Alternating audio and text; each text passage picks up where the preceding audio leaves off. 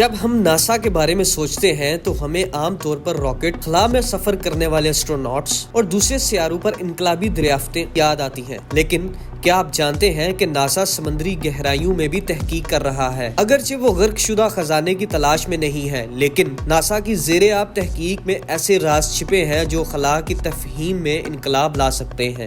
NASA کا Johnson space centre Houston Texas میں ایک منفرد تربیتی سہولت ہے جس کا نام NBL ہے۔ یہ ایک بڑا سوئمنگ پول ہے جو 40 فٹ سے زیادہ گہرا ہے اور یہ ایسٹروناٹس کو خلا میں چلنے کی مشق کرنے کے لیے استعمال ہوتا ہے۔ یہاں وہ سیٹلائٹس کو درست کرنے سے لے کر بین الاقوامی خلائی اسٹیشن پر نیویگیشن تک ہر کام کی تیاری کرتے ہیں۔ جیسے ہی ایسٹروناٹس پانی میں تیرتے ہیں، وہ خلا میں وزن کے بغیر ہونے والی حالت کی مشق کرتے ہیں۔ پانی کی بایوینسی خلا میں تیرنے کے تجربے کی نقل کرتی ہے، جس سے ایسٹروناٹس کو اپنی مہارتوں کو پرفیکٹ کرنے کا موقع ملتا ہے۔ لیکن یہ صرف تربیت کا معاملہ نہیں ہے، ناسا سمندری گہرائیوں کو بھی دیکھ رہا ہے۔ ایسے مقامات جہاں زندگی اندھیرے اور شدید دباؤ میں پروان چڑھتی ہے۔ یہ زمین پر موجود ماحول دوسرے سیاروں کی حالتوں سے مشابہت رکھتے ہیں۔ سمندر ایک ایسا مقام ہے جہاں غیر مرئی زندگی کی تلاش کی جا سکتی ہے، اور زمین کے سمندری ماحول کا مطالعہ کر کے ناسا کے سائنسدان ان سخت ماحولوں میں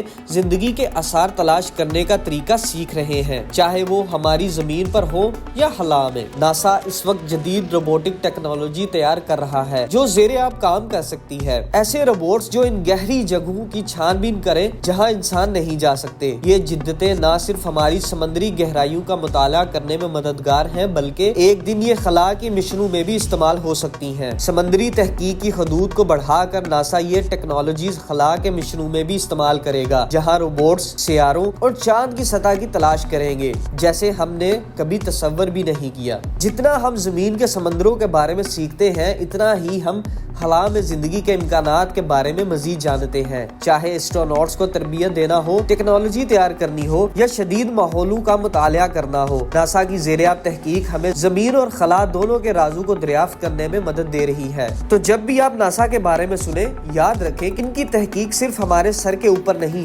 بلکہ سمندر کی گہرائیوں میں بھی جا رہی ہے، جو ہمیں زمین اور خلا کے بارے میں نئے رازوں کو دریافت کرنے میں مدد دے رہی ہے۔